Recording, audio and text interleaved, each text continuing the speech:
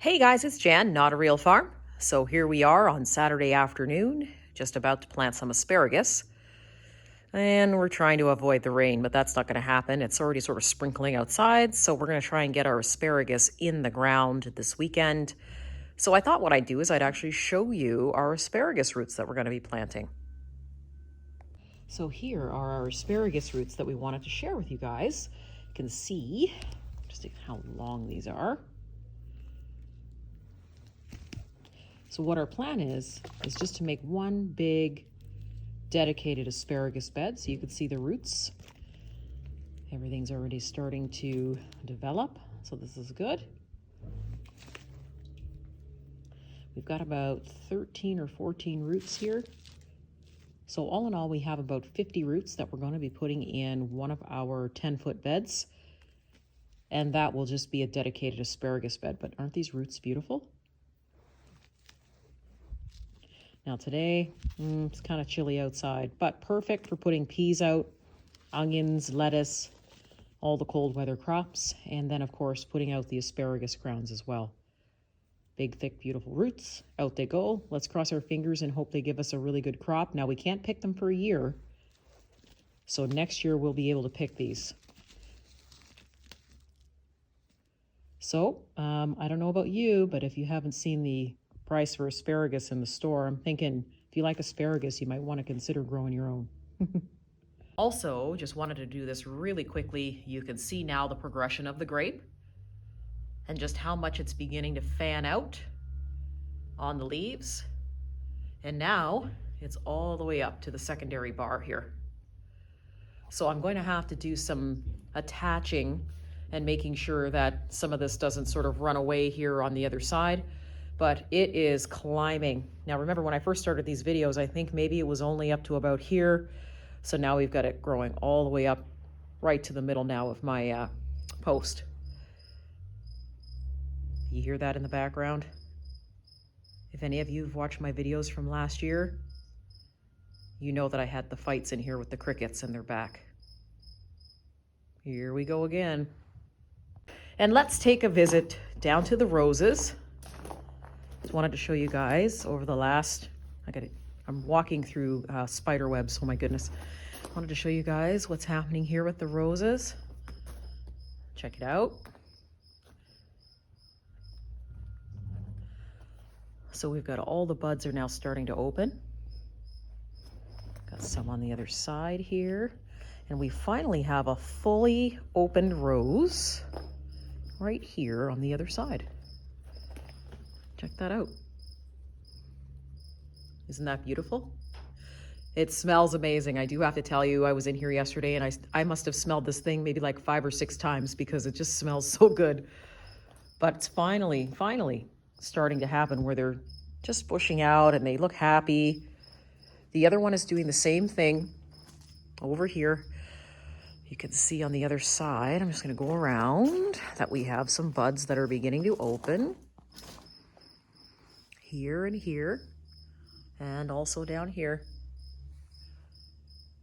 So these are going to be in full bloom soon, but as you can see, let me just step back. See how they're now starting to get a little bit taller. They're way up there now on the trellis. So I could be wrong. We might have them join up there before the end of the summer. Let's see what happens, but it looks pretty cool. I have another 2 rose bushes that are coming that we are going to be hooking up to another trellis in here. And those are going to be 14-foot roses, so they're definitely going to make it around the trellis. And those are going to be red roses. So they're going to be put at the front of the greenhouse. So let's see how these ones do. Here we are in the spinach patch. So we've got a little bit of spinach growing. You can see we've also got a salad bowl lettuce happening back there. And our red romaine is starting to really take off. So you can see it's starting to get bigger leaves. And I only planted a little bit of salad in here because what'll happen is it'll just get too warm and then these will just automatically bolt. So for now they're okay. It's not too warm. We'll get a few little pickings of spinach and we will get full romaines off of there. But after that, this will become free space now for me to plant something else. And chances are we're going to put peppers in here this year. But we do have a little bit, like I said, of lettuce going. So we could actually have a salad soon, I'm thinking, out of this. And here is our synergistic corn. So it's getting pretty high along with the weeds. I have to get back in here and do weeding. You never get away from the weeds, even with a greenhouse. And here are my runner beans. So you can see here, they started out sort of short. I had a string here for whatever reason I didn't take off, but that's okay. What they've done is they've attached themselves to it. And now this one is starting to reach here up to this. And this one here has wrapped itself all the way around. So we're going to let them go and see what we can get from them. We're going to harvest some fresh beans, but we're also going to collect some seeds from them as well to grow next year. But they are getting tall. Okay, so here we go. So we've got a tomato here, a tomato plant here, a tomato plant here. We've got cucumbers there. So we're going to fan all these out so that they don't touch one another. But you can just see the tomatoes are actually getting some height now because the temperature is changing in here and it's getting warmer. So we'll be, I'm going to say probably harvesting tomatoes by the end of June at this rate. But they're happy. The leaves are beautiful. There's no signs of distress, and that's what we want. So lots of weeding to do in here still, but that's okay. Our tomatoes are on their way and they're growing. And we have tomatoes here as well.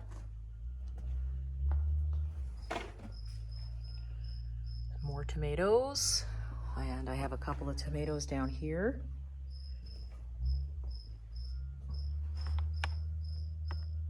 You guys hear the crickets in the background? You know there's going to be a showdown in here with crickets again this year. Some more tomatoes. So my plan is this year with all the tomatoes that I'm going to plant and the peppers is we're going to do a lot of pickling and put it away for the fall and winter. I do pickle my tomatoes with a regular beet recipe. So if you've got a recipe for pickled beets, just swap out your beets for tomatoes. I usually use cherry tomatoes with it. This year we're going to try regular slices, but if you pull a bottle of pickled tomatoes out of your closet in the middle of winter, it's amazing. So that's what we're going to be doing this year. We're going to be repeating that. We had lots of pickled tomatoes last winter and this winter, and they were amazing. And then, of course, we've been doing some transplanting. So a lot of this is now, because we're going to have some rain today, so I'm going to put a lot of these outside. But these are my giant red peppers. So we've moved them, separated them. Remember, they were in one pot. Now we're going to take them outside and plant them because it's warm enough. Our cucumbers and things like that, we can start moving around. A lot of the beans can go outside now. I am going to stick a pole bean outside so we can get some of that. We're going to put our oats outside. It's time for them to go. They need a place to spread out. And as you can tell here, they're getting really cranky. They're telling me it's time for me to get out of this pot. So those are a hull-less oat. So I'm excited about that. And we've got to plant some more of our tomatoes outside so that we can free up some of this space here. And also we'll probably plant out some broccoli as well. It's still cool enough in the mornings and things like that where cool weather plants will do okay. For example, lentils, we need to get them out of here. They're done being in the pot. They need to be able to spread out now. So that's what we'll be doing today before the rain comes. I'm sure they'll enjoy it because it's just cool enough that you can wear a jacket. But you can see here, we've got tons of stuff here. And I can even put out the garbanzo beans. Those can get outside. So we've got some stuff here to do today. And we also just put our bees outside as well because it is warm enough now for them to be out. They need to develop, and I'm starting to get landed on a lot with honeybees. So sometimes I wear bright colors. It's my own fault. So I have big honeybees landing on me now. So I got to get my other bees, my pollinators outside. But everything on the table is doing great. But now it's telling me it's time to get out of these cups and pots and get into the ground. And just coming over to check on the newly planted grapes. So I got them, I'm thinking about a week ago. These are 2-year-old vines already. So we're going to be getting fruit off of these this year. But here, they've already, if I can get close enough, have started to bud. Let's see.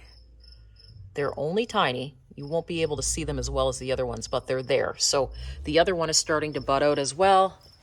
You can see here on the stem, you can see the buds are sticking out.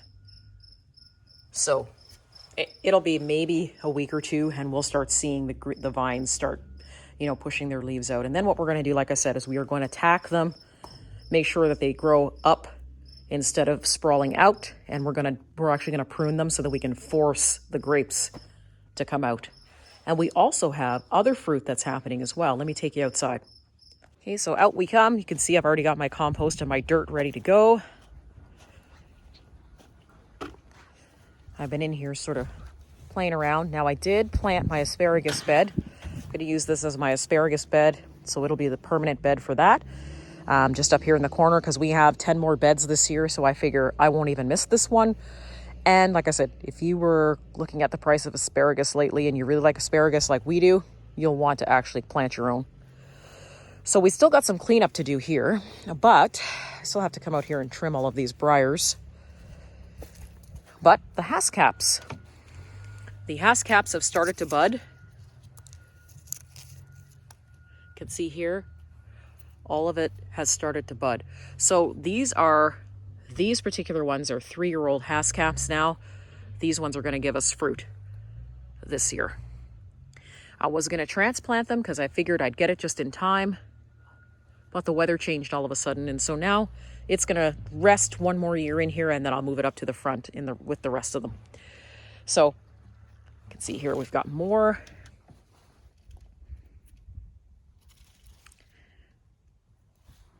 Here's some up here too. So it's so funny how the weather changes drastically overnight, and then everything just starts to blossom. There we go. So we've got 4 haskcaps up here that at one point I wasn't really sure where I was going to put them, so I just put them in here with hoping that I was going to transplant them in time, but this year I didn't get to it. So now that we're in this development stage and they're going to be flowering soon, we won't pick them out. We're going to leave them and transplant them in the fall. And in this bed, we've already got our peas out. So I did a double row of peas. One row will hook onto the other row, and both of them will then hook onto our cattle panel here. So we've got 2 rows of peas going down there. So lots of peas. I think I planted probably about 150 plants overall for peas. So we should have a good pea harvest this year for sure. But the weather is very conducive. They're happy. They've been watered. So hopefully we'll get our peas soon. Just take you guys around here so you can see the other project that I've got going here. So these 2 logs are rotten logs that we basically cut from our wood. They're not going to be any good for anything else unless you're having a campfire or something like that. But what I've chosen to do this year is grow shiitake mushrooms. So this is a hardwood. I haven't drilled any of the holes yet to get it all ready, but that's what we're going to be doing. And then we're going to be standing these up, leaving them out, and harvesting our own mushrooms. So one more project to add to the list, right guys? But we happen to love mushrooms. A lot of people don't, but we do. We like to cook with them, and they do have a lot of health benefits. So it's important, though, that if you are going to be doing your shiitake mushrooms or whatever mushrooms that you want to grow, that you get it for your climate. Shiitake mushrooms come in many different forms, meaning you can get cold weather shiitake mushrooms, you can get warm weather shiitake mushrooms. So because I live in the north, in order for them to fruit, I have to get a certain kind of shiitake mushrooms to make sure that they grow in this climate. So that's a whole other video, but I just wanted to show you that is what we're doing. That's another project that I'll be doing later on this week.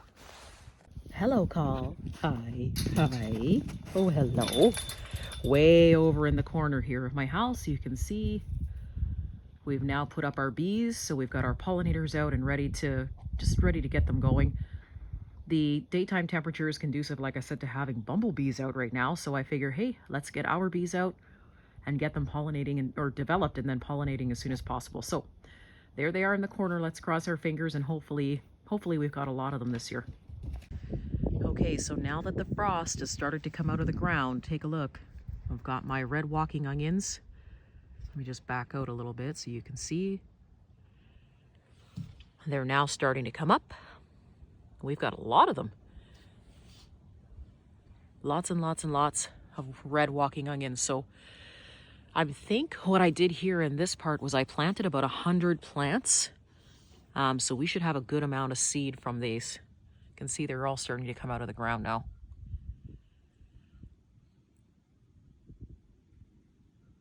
Awesome. And down in here, take a look. There we go. So what's coming up here is my Italian garlic. I actually grew the garlic from seed. So what we're going to have is we're going to have baby garlic, which is only going to give me 1 clove. And then in the fall, what I'm going to have to do is replant that again, overwinter it. And then by next summer, we should have beautiful Italian red garlic. So I'm excited about that. Take a look at this. I grow an heirloom rhubarb. And this rhubarb is amazing. Take a look at that. So the leaves of the rhubarb are starting to come up already, so it's not going to be very long before we actually have rhubarb. So I'm excited about that. It's awesome. Oh, and here's some more garlic, guys. Check it out. Garlic, garlic, and more garlic. So right now, some of the focus that I'm doing is turning the dirt and taking a look and seeing what it needs. But we also have a lot of these guys here too in the dirt. Lots of wigglers. So this is good. You can see here our soil is nice, really nice, dark. Almost, it has some sand in it too, which is good if you're growing potatoes as well. But it's a nice, rich mix in the soil. And then we're just going to put a nice little light topping of compost on it to help the veggies out a little bit. But we're going to be turning this over. And then this is where we're going to be basically planting a lot of our peppers this year. But good dirt. Well, that's it for me today, guys. We're going to start actually putting the fans on right now because it's getting super hot in here. Thanks to everybody who's subscribed, everyone who's given us a thumbs up on the videos that we're putting out. It's really helping us get out in the algorithm. Thanks to everybody who is supporting the Etsy store as well. We wanted to thank you for that. And guys, just remember, if you are planting your own crops this year, the reason why I was showing you so much of the things that we were doing, including growing mushrooms, is because it's important to have diversity in the things that you're eating. It's great to grow a garden, but if you're growing stuff that not everybody's going to eat, then it's not really worth it, right? Sometimes we do experiments just for fun, but this year really focus on growing food that you and your family really enjoy eating. So if you put it away or you can it, everybody will enjoy those meals. Anyways, that's just my 2 cents, guys. Thanks so much for joining me today. See you soon.